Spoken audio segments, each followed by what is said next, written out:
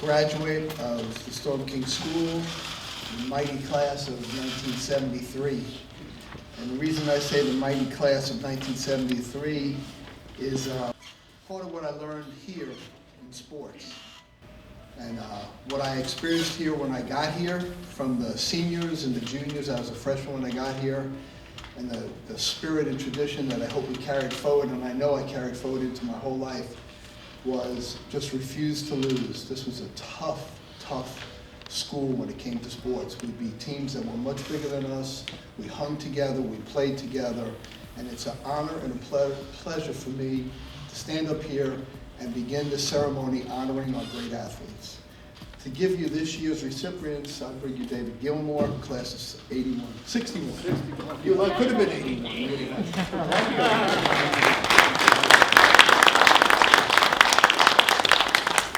Yeah, I am David Gilmore. I am a member of the class of 61 and a proud member of the Storm King School Sports Hall of Fame.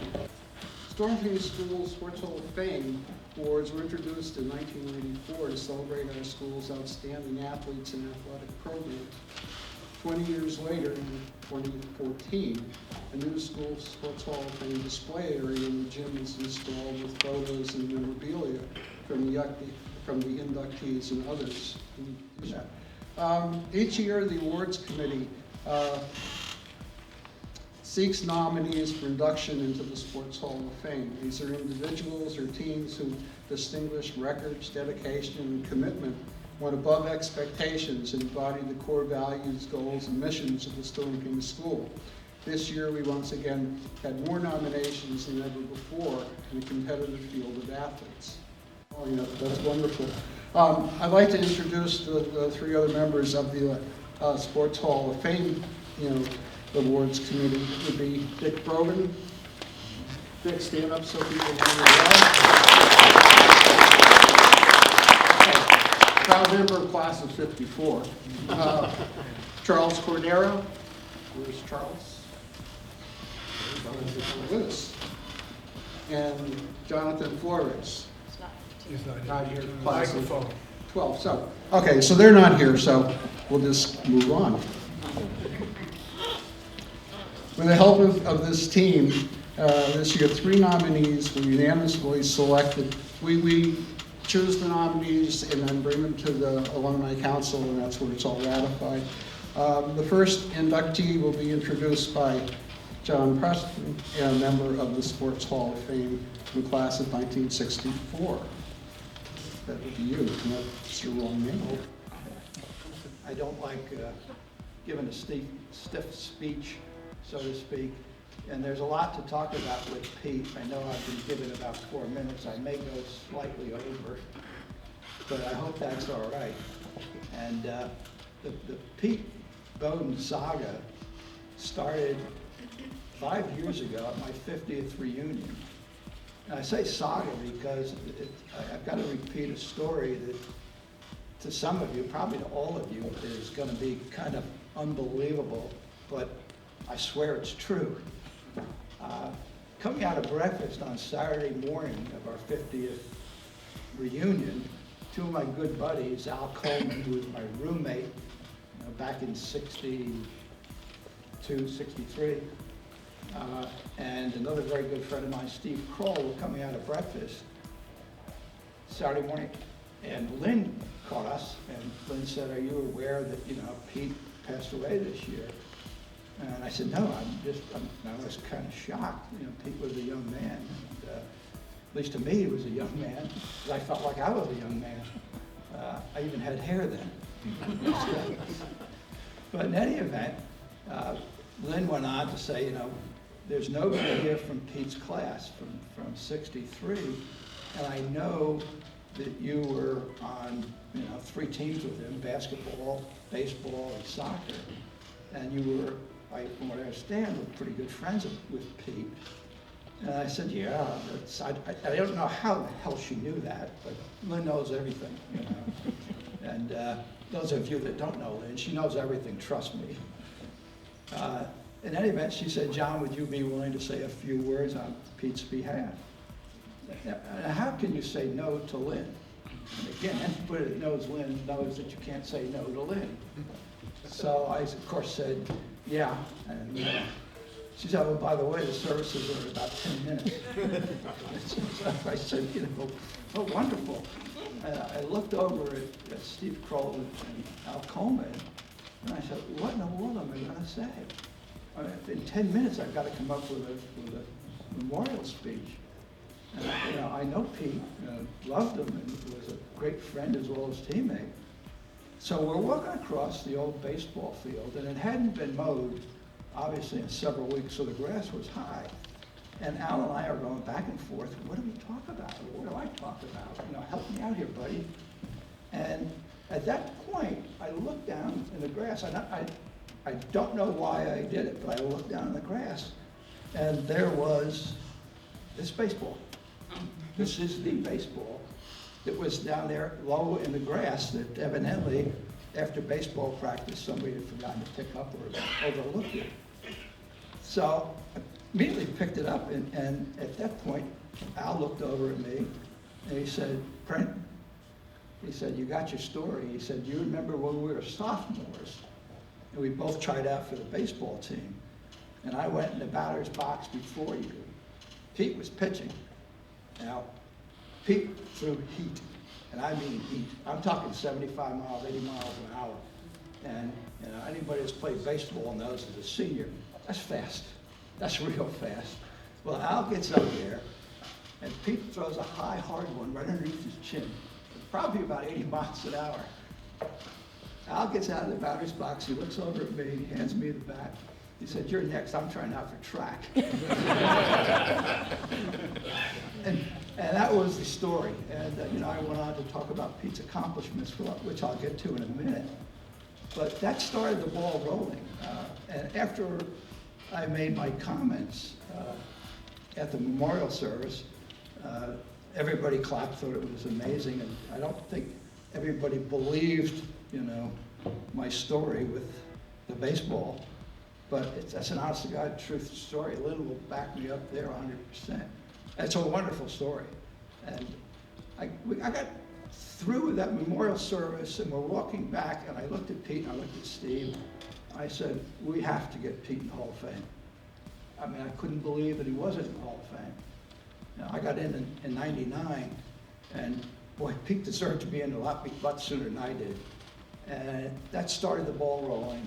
And from there, Mike Brower, I don't know if Mike's here, but Mike, I think he certainly remembers.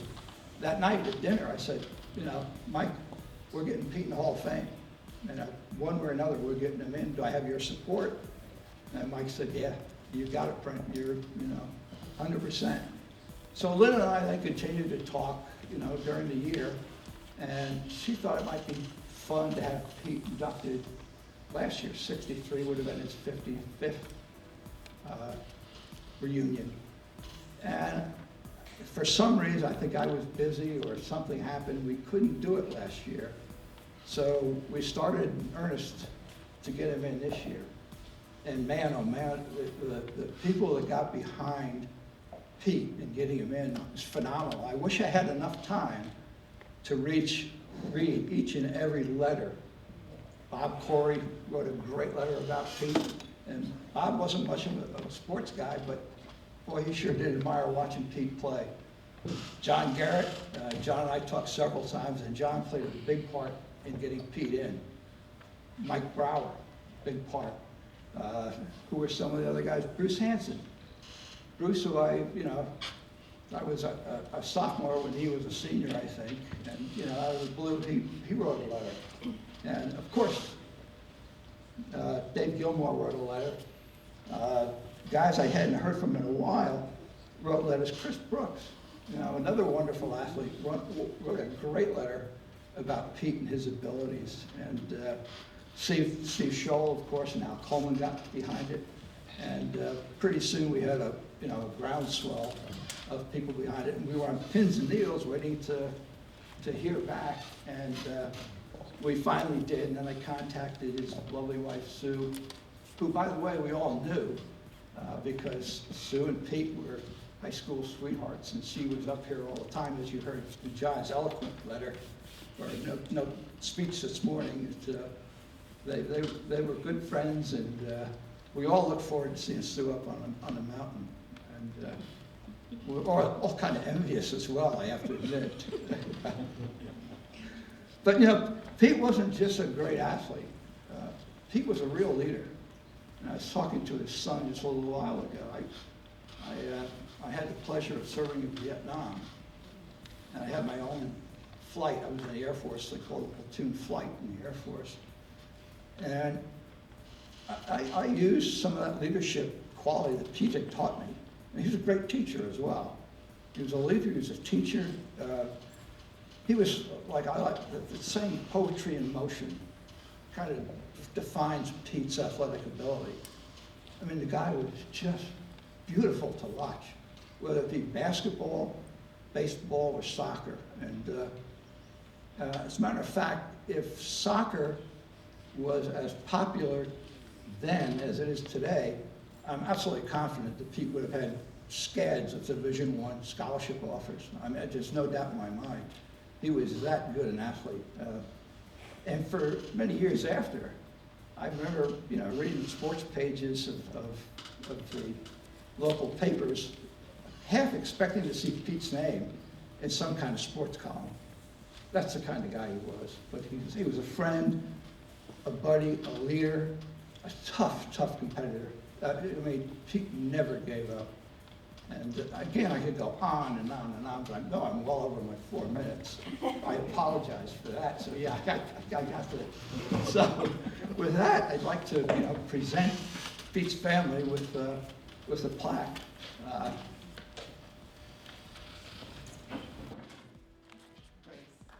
That's beautiful.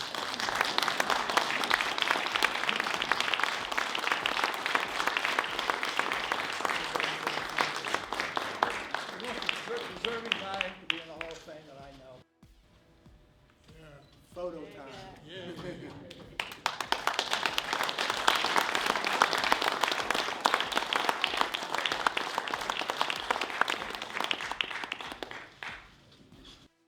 Everyone.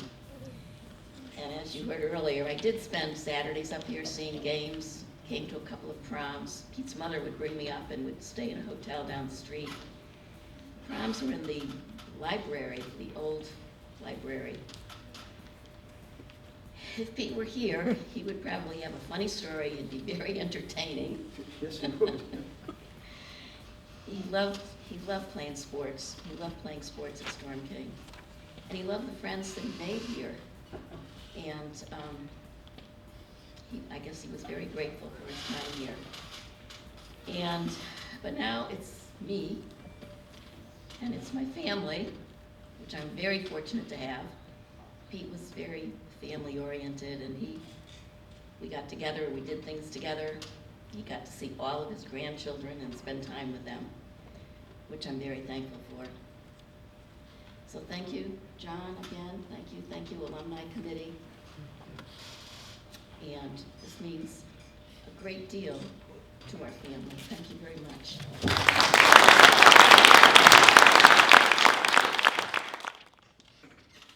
Hello, fellow Mountaineers. I'm Chris Cavallo, class of '70. And what an honor this is for me to share a few words on behalf of our inductee to the Storm King School of Sports Hall of Fame, Bruce Dennison.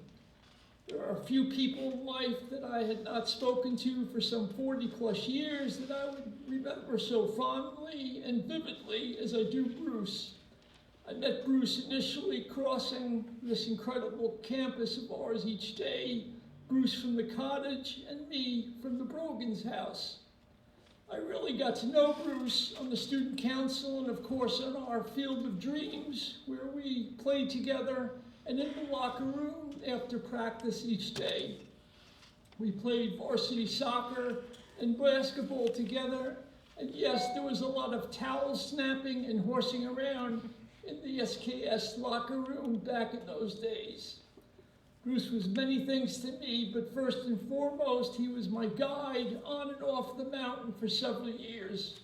As it turned out, we spent our summers together in West Hampton Beach, and our friendship grew even more, but was interrupted by a slight 40-plus year fork in the road with Bruce going his way and I going mine. Bruce's support and the help in getting me get elected to student council, I will always be grateful for, and especially for the life lessons that he taught me and so graciously passed down to other underclassmen as well. Bruce taught and showed me how to be a tougher and more so a relentless competitor, especially on the soccer field, which he was our captain, and the basketball court as well.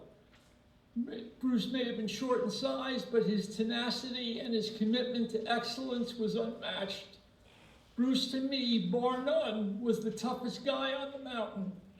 Bruce also taught me about mental toughness, as well as having a never-quit attitude, regardless of the score or the outcome. This was not easy to do, as we lost 14 of 16 basketball games in Bruce's graduating year of 1968, although we had a much better year in soccer, where we won half our games with Bruce as our captain. I guess in a sense, Bruce was my role model, my champion, and always a great friend. So having Bruce Dennison inducted into the Hall of Fame from an athletic standpoint is a no-brainer. But thinking that Bruce should only be recognized as what he did for others like me on the field as his only attribute would not be telling the whole story of who Bruce Dennison was and is to this day. Bruce was a fellow mountaineer who was a power of example, someone for me to emulate, and always will be remembered by the classmen of his generation from 1964 to 1968 and beyond, and especially by me. I will always be grateful for Bruce in my life, no matter how many miles or how many years have passed by. You know, there was a great TV show in the early 70s, which Telly Savalas was the star of, called Kojak. And Kojak used to have an expression that seems befitting and sums up the feelings of many that played on and off the soccer and basketball field and the basketball court with Bruce as well as myself. Who loves you, baby? We do. Hoorah! For one of the all-time great sportsmen that has ever graced Storm King Mountain. Congratulations, my friend. You're simply the best.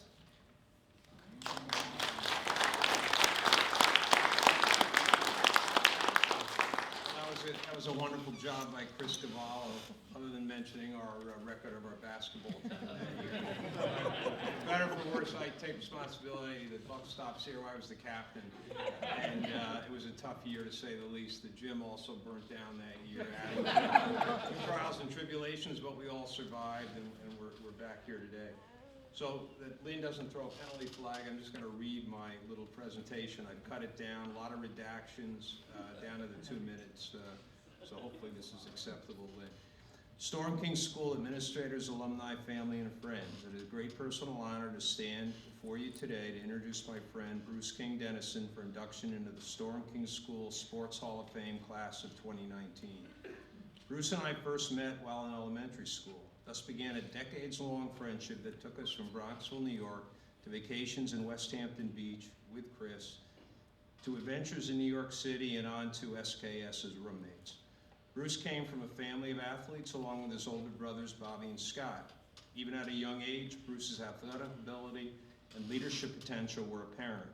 Whether organizing pickup games with his childhood pals or as a member of his Little League teams, Bruce instantly excelled. His confidence, engaging personality, and winning attitude impressing both teammates and coaches alike.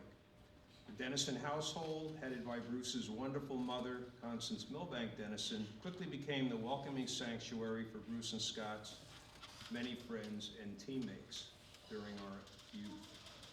At last year's 50th reunion, meeting and listening to many other alum from several classes, it struck me what a terrific contribution Bruce had made to SKS during his 4 years on the mountain, both on and off the athletic fields. Aside from being an all-around great guy and loyal friend and classmate to many, Bruce was a fearless competitor and a kind-hearted team leader who exhibited boundless confidence. He earned 8 varsity letters during his SKS tenure, was elected captain of the soccer and baseball teams, was chosen soccer MVP, and was recipient of the Pentagonal Mug. Off the playing fields, Bruce's popularity resulted in his chairing numerous clubs and committees and serving as student council VP. He continues to volunteer as a class of 1968 class agent. I feel strongly that Bruce is deserving of this recognition as part of his SKS legacy, that his efforts should not be forgotten, and that induction into the Sports Hall of Fame is a most fitting tribute. I want to express my appreciation to the other nominators, and there were many, who supported Bruce's induction, and to the Hall of Fame Screening Committee and Alumni Council who made his selection possible. Without further ado, I give you, albeit the electronic version, Bruce King Dennison.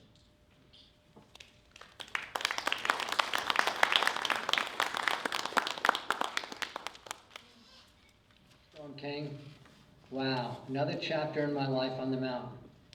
I thought last year's 50th reunion of my class and the school's 150th anniversary might have been the last chapter, but not so.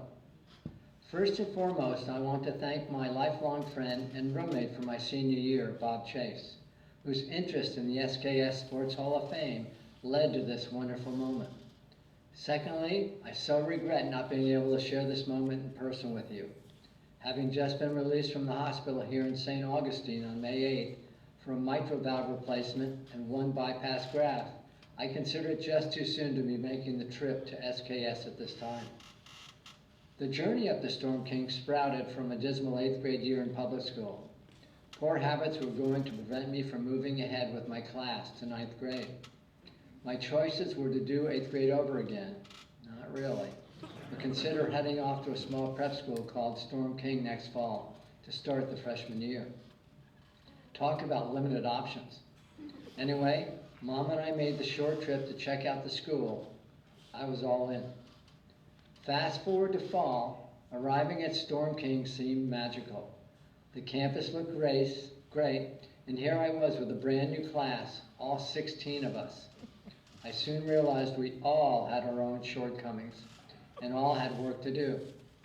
The weekend flew by, exploring the campus, meeting new classmates, with Monday bringing all things new. Morning meeting, school breakfast, back to your room, then off to classes. There was no time to get lost in your thoughts. Bathrooms to share, bells going off, proctors barking reminders. How cool was this? Now was off to class, new teachers to meet, and subjects to grasp. No old baggage here. Good new habits to start. Built-in sports time after classes, then some study time before dinner. This year was new for all of us, and most of us embraced it. Day after day, this became the new normal, and I realized this was the place for me. Icing on the cake for me was making the varsity baseball team in the spring. I was psyched. Sophomore year was different. We were no longer the new guys, and to top that, we were getting a new headmaster. As it turned out, we got the headmaster of headmasters, Frank Brogan and his wife May. Everyone had their own opinion. Mine was that he was the perfect fit. Study and work dominated the year as we waited to be juniors. Junior year was much the same and not. We were all making varsity teams and enjoying our upperclassmen status. Holy cow, next year we're going to be seniors. Time was moving too fast on one hand and too slow on the other. We were now looking at colleges and couldn't wait for senior year. Senior year came, and as you might imagine, it was a blur with so much going on. Thanks to my mates, I ended up as captain of the soccer and baseball team, then off to college in the fall. At this time, I'd like to thank all the teachers who gave so much of themselves through the years. They really cared about us, something you realize in hindsight. And of course, it's no different than the teachers and staff at the school today. Lynn Krebling and Sarah Fulton come to mind, as does Tom Fogarty and Headmaster Lamb, and many others I'll never have the privilege of meeting. All the generations of students that have passed through the school have been blessed by such educators, and I dare say they feel they have been blessed as well. Storm King School is a magical place in its location between the beautiful Hudson River and Storm King Mountain. The entire staff through the years has brought the school into its rightful place of prominence. It's heartwarming to see the strides the school is making. My yearbook blurb under my senior picture states, Bruce meant a lot to Storm King, and Storm King meant a lot to Bruce. Sounds kind of lame at first, but so true in retrospect. My prayer is that many kids get the chance to come to Storm King and bask in the wonders they'll find on the mountain, including finding themselves, learning to love and accept others unlike themselves, developing good habits, and preparing themselves for the future. In their journey, they'll find the love and dedication that flows through the teachers and staff to each one of them. A heartfelt kudos to the teachers and staff. Thanks to so many who have shown their support for me over the months of this project. I would like to mention a few, but in reality, the list is long. I love you all. Thanks go to Bob Chase, Coach Dick Broden, Chet Newman, Chris Cavallo, Mark Jarrow, Paul Jerry, Don Friedman, Tim Gray, Richard Shapiro, and Doug Capers, and the list goes on and on. Thanks, guys. Respectfully, I remain Bruce Dennison, Storm King School Mountaineer, class of 1968.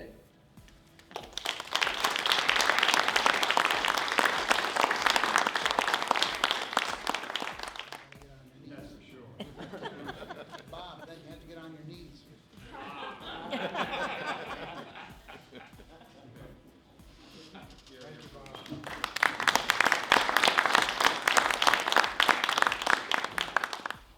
Good afternoon to everyone, and thank you for being here today as we celebrate the newest members of the Storm King Sports Hall of Fame. I'd like to extend my sincere congratulations to all of the inductees and to their families who are here today. It is truly an honor to be inducted into your school's Sports Hall of Fame, and it speaks not only to your sports ability, but to your character, your dedication, your leadership, your motivation, and your work ethic. And before I continue, I just want to say Coach O'Brien unfortunately could not attend today. I know he was an important part of Jermaine's tenure here, but Coach is not in good health right now, so I would ask you to keep him in your thoughts and in your minds. I could not be more proud to present Jermaine Miller for induction to this year's Hall of Fame class. From the moment that I first met him, I knew I would love him as a basketball player, and I knew I'd love him as a person. I found him to be highly driven, extremely motivated. He was focused, and he wanted to be pushed. He wanted to be challenged, and he was most of all committed to fulfilling his potential. The only thing I did not know at the time was what Jermaine's potential was. Together, Jermaine and I watched that play out during his time here on the mountain as he unveiled a vast array of basketball skills, a relentless competitive drive, and an undeniable urge to win. His will to win was second to none here, and it is one of the many things that made him my favorite basketball player here at Storm King. From the very beginning of practice, I learned Jermaine was an extremely coachable young man. He immediately took the reins as the leader of our team and set the tone for what each of our seasons would become during his 2 years here. When your best player has the best attitude and is the hardest worker, it pushes everyone to be better. And Jermaine certainly demonstrated that. Unlike our last inductee, Jermaine only lost a handful of games while he was here. And when I say a handful, you can probably count them right here. He was that good, and he was that great a leader. He never hesitated to stay after practice and to work on his individual skills to improve his game, and others followed suit. It's what made it easy for me to be a basketball coach here. And it's also easy to see why Storm King's rise to prominence on the basketball court started with Jermaine's arrival. Clearly the hardest working player that I've had the opportunity to coach. It seemed everything we did during Jermaine's tenure here was play games, win basketball games, and also win a lot of championship games.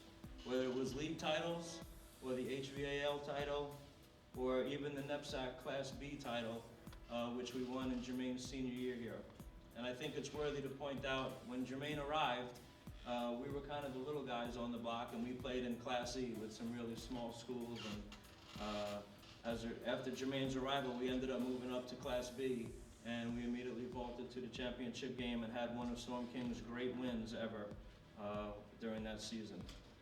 We played a very challenging schedule year to year. He played against some very talented players, many of whom went on to play Division I basketball at schools like Syracuse and Duke and Stanford, and some of whom went on to play in the NBA. Luol Deng from Blair Academy and Duke, and Charlie Villanueva from Blair Academy and the University of Connecticut. And I have to pause to explain an unbelievable incident that took place at a game at Blair Academy. All right, so we walk in, Storm King, we think we're a pretty bad team, and we're rising up against a school that had 2 NBA players on it. There was probably 25 to 30 college coaches in attendance, all Division I. And they weren't all there to see the 2 guys that went to the NBA. They were there to see Jermaine too. Game was highly competitive from start to finish. And sometime with about 7 or 8 minutes left, things got a little crazy. And I looked under the basket, and I see Jermaine, our best player, and Luol Deng, their best player, squared off. They're ready to go. And as I tell this story from year to year, I say what a great fight it was. But I'll have to let you know, it was the best slap fight with no contact that I've ever seen. But what followed was a Jermaine steal and a thunderous dunk as we roared to the lead, only to lose a close game there. And I think what was noteworthy was the 2 officials who refereed the game, knowing the importance of the players and the game and the attendees that were there. There were no ejections. They just told both boys to behave, and or I should say both men to behave, and we went on our separate ways. But it was those kind of moments where Jermaine always was at his best and always elevated his game. He was second to nobody on the basketball floor while we were here. And it was those kinds of games that cemented Jermaine as a Division I basketball player, which he eventually became when he received a scholarship offer from Drexel University in the spring of his senior year. And I'll never forget how great it felt for me watching Jermaine achieve that award as I went down to visit with his mom on Morningside Drive, and we signed the final paperwork delivering Jermaine to a great opportunity in Philadelphia. While I love Jermaine's basketball ability and his calm demeanor on the basketball court, I am more proud and appreciative of the personal relationship that I have maintained with him from the day he set foot on the Storm King campus. He has a cheery and magnetic personality. That's right, his girls out there, he's always cheery and always magnetic. And he's a gifted leader. More than that, he's an outstanding husband and father of 4 wonderful daughters. And I'm going to try and concentrate on all their names here. I know we have Chelsea is here, Jordan, Madison, and Ariana. Did I get that right? Yep. And of course, he's accompanied by Shakira today. They're beautiful parents to 4 beautiful girls. And we're also joined today by his mom and dad. Jermaine doesn't get to this place on the mountain or on the basketball court without the influence of his parents and the tone that they set for him. It's what made Jermaine a coachable person and a hardworking individual. Those values that he learned from his parents not only manifested itself in the community, in the classroom, and on the court. I'm very appreciative to you, to the Millers, for sharing their son with me during his time here at Storm King. What you instilled in Jermaine made him very coachable, respectful, and goal-oriented. I'd also like to point out that Jermaine has been a New York City police officer for the past 13 years, and in the last month he was promoted to the rank of detective. Another tremendous accomplishment by Jermaine. As you can see by his line of work, Jermaine remains committed to serving and protecting those entrusted to his care and for providing championship leadership to his community. I am so proud of Jermaine and the personal relationship I share with him, and he is most deserving of the recognition of being inducted into the Storm King Hall of Fame. And before I introduce Jermaine, I also want to recognize one of his classmates who's here today. I can't see with the lights in my eyes, but Tirza is here today. She was a manager on the basketball team, and I'd never had a female manager on the basketball team before. So I just want to thank you for keeping me in check and making sure I watched my manners while you were in our presence. But it's truly great to have you here representing Jermaine's classmates and his teammates. So thank you for being here, and thank you to the Millers, I now bring you the big band, Jermaine Miller.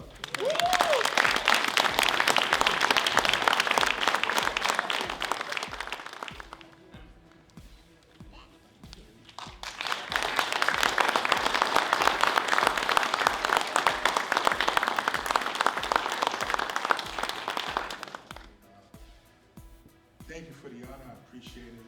It is truly a blessing and an honor to stand here. I haven't been in this auditorium since 2002, the day before I graduated. And it seems that it got a lot smaller. It looks tiny. Maybe I just got big. That picture, I'm like 200 pounds lighter. But I promise I could jump really high back then. Not anymore.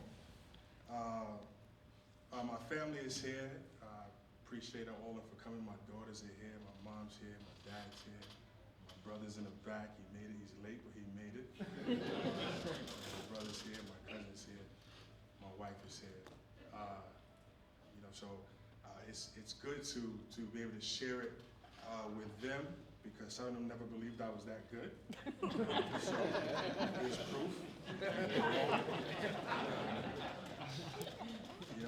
When I came to Storm King, I did 2 years here. I came my junior year in 2000.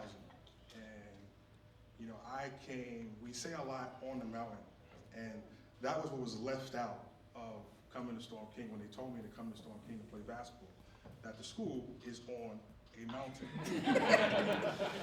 And there is nowhere to go. They didn't say that, because I probably would have came. And when I say nowhere to go, literally is nowhere to go. You go to class, and you go to the gym. That was it.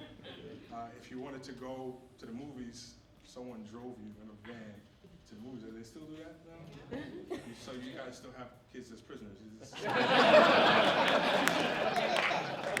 nowhere to go.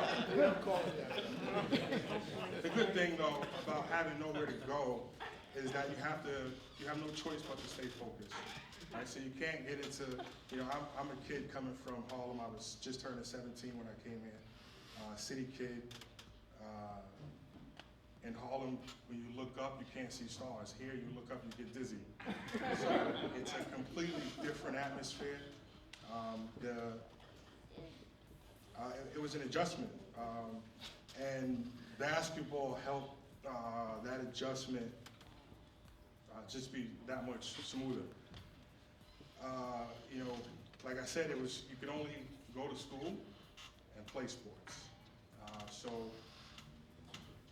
I ended up finishing here with like a 3.8 GPA, and that probably would have never been possible if I would have stayed in the city. And that's just facts. So the staff that was here, we had some great teachers, and my senior year I was an RA here in Highmount. So the school itself prepared me for life today, because here is where I got to experience a lot of things that I could not experience living in the city, because it was so diverse and you came across a lot of different things here on campus. You didn't have to leave campus for it to happen. When I came to play basketball, I just shared the story with Mr. Chase. When I came here as a junior to play basketball, he told me, this school, you guys are going to be, I had never heard of Storm King. And my AAU coach is here, Ernie's back there as well. And I don't think he's ever heard of Storm King either. And we played everywhere across this country playing basketball when I was 15, 16. And they said, yeah, you guys are going to be good. There's a kid named John Polanco. He's coming to Storm King with you. And I knew the name because he went to Gompers in the Bronx. And there's another kid there named David Pathia, who's there. He's a point guard there. I was like, okay, it's going to be pretty good. I get on campus. We meet Coach Houston. They say he's a Hall of Fame coach, Hall of Fame player, and I saw him. I was like, there's no way he's a Hall of Fame player. Until I played against him one-on-one. Still haven't beaten him yet. But that year, my junior year here, this is a picture from our senior year. But my junior year here, the two players that they said would help take the team to the championship, David Padilla was thrown out of school, before the season started. And Coach, 5 games into the season, John broke his hand. And then Coach O'Brien and Coach Houston looks at me and they go, "Tag, you're it." So I'm like, nah, that's not how it was supposed to play out. But let's go. And go we went. We had a saying here, Storm King we're the Cougars. And we kind of put fear in other schools' team because when we went to their school, yeah, we might have been bigger than them, but we kind of took over their gym before the game. And we would go into the middle of the court and we would go, whose house, C's house. And we would do it very loud, very, very loud. And usually it's the home team that gets to go into the middle. And we bullied them. I hate to say it that way, but we would wait till they went and then we went because we wanted them to know that their gym was our gym. And we would go on to beat them probably by about 40 points. But we weren't able to do that without guys like Coach Houston. He's being very modest, but as much as a captain that I was, a leader that I was, he allowed me to do that, but also he was very hard on me. Yes, I stayed out to practice, but it really wasn't to work on my jump shot, it was to try to beat him. And I couldn't beat him. So that's why I always stayed after practice. He always took the time to have every player on that team as if it was his own family. And he would have his kids, Luke, Leanne, and Lauren. They would always come to the games. They would be here with us. And they were like family. And those guys made it easy for me to be here. Because on the weekends, if I couldn't go home, I went to Coach's house. He would come up and he would pick us up, and we would, I think we went everywhere. Coach would take us everywhere. And we were like his family. His family, his late wife lives, they treated me like a son. So they made my transition here that much easier. They made me wanted to work that much harder and play that much harder here for them. So we played in a lot of tournaments, Cornwall Christmas tournament, which they didn't want us to play in. They said, "You guys are too good, you can't play in this tournament." But we played, they let us play, and we won it that year. I think every time we played, we always wanted to win for Coach Houston. We didn't really care about winning for ourselves. All those guys were, when we went down to Pennsylvania, I don't remember the name of that tournament, but Hill School. What's it called? Hill School. Hill School. We went to the Hill School tournament. I think even when we won the Class B championship tournament, the Hill School tournament was the happiest I've ever seen it when we won that championship. And so it was a good time here. This award is great on a personal level, but it means nothing without this team. These guys, especially this year, this senior year, when we actually lost in the championship game our junior year in the Class E's. And I think on the bus ride home, I think we told every It was a player- van, Jermaine. We didn't have a bus. Was it van? All right, okay. The van ride home, I think we told every player, I told every player, we're not losing next year. Like, it's not gonna happen. I'm not losing a game next year. And there were rules that we couldn't practice. Like, we couldn't practice before like September or something like that. We were all here August practicing. I told Coach, I said, I know all the plays, I know all the drills, and if you let me, we'll be ready by September. We won't need to do anything but just go. And he says, let's see if you can get him in the gym. And the first day on school, on campus, we always had a meeting in this auditorium. And the headmaster at the time, Mr. Riley, I believe his name was, he allowed me to come up to the mic, and I had every player who wanted to play, and next year's that year's team, they had to stay behind. So when everybody found out, like 20 guys stayed behind. And I told them, if you want to play basketball here, you're gonna be in the gym every day until the official season starts. And those guys were in the gym every day. Those are the guys that made the team, but they were all committed to winning. Now I was good, but see that kid standing next to me, number 34? Big Jamie Farella, we used to call him Baby Shaq. He's bigger than me, wider than me, and he could probably jump higher than I did. And when we were on our way to Class Beach Championship, I think he broke one of the backboards when we were playing. It's a semifinals game. Remember that? He broke one of the backboards. And the kid to the left of me holding the basketball, Sam Mahia. And he's better than me. I don't really say anybody's better than me, but he was better than me. And he actually was, these guys right here, that kid in the front, Chase Graves holding the ball, I've never seen anybody jump higher than him. He's only about 5'10". So those guys, as much as I'm here collecting this award, that year we went 28-3 or 29-3 or something like that. And it wasn't really me. I played well, but it's because of those guys. Coach OB's not here, but it's because of those guys we were able to do all those great things. I appreciated my time here at Storm King. I thank everybody who allowed me to come in because I didn't have to pay. I think back then, I don't know how much it costs now, but it was like $24,000 a year back then. And Storm King gave me a scholarship to come here and play basketball.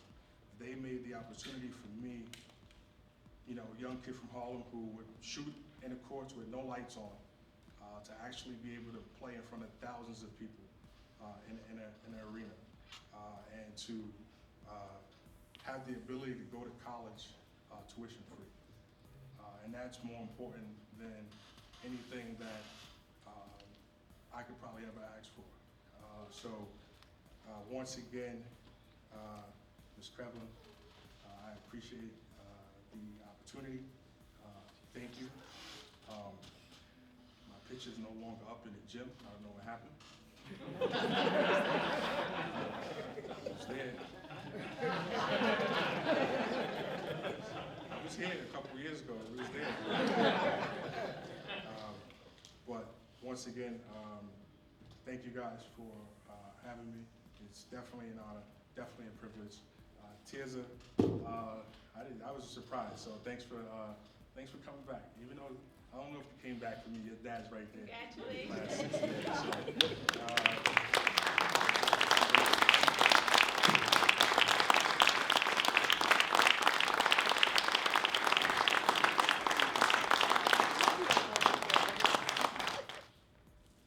There's another member of the Sports Hall of Fame who was inducted way back when we first started in 1994. And he just does everything for the school. He's asked for gifts, raised money for the school. He does research for the school. Yeah, he basically does everything for the school. And he serves on the awards committee and the alumni council, so he's been very active. Alumni from years ago, when they come by, they see him, they talk about him, and they talk about his teaching, his coaching, and what a contribution he made to the Storm King School, and how his presence on campus really elevated the level of everything on campus, and he's a very valued member of our alumni. A little while ago, again, I think it was after another alumni meeting, we were talking, and I don't know how it came up, but the whole issue of plaques and certificates came up. And this person said, well, he had a certificate also, because he was one of the early ones, and we didn't quite break that. So he got a framed certificate.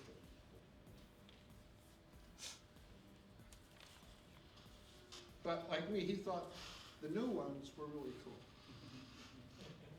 And so do I. So it is my absolute great pleasure to present Dick Brogan with his official plaque for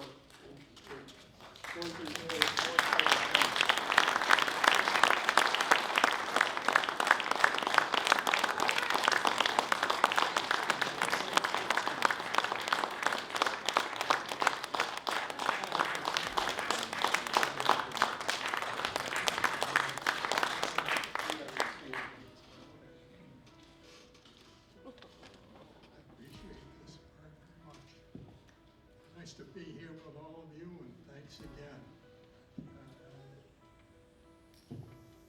Terrific.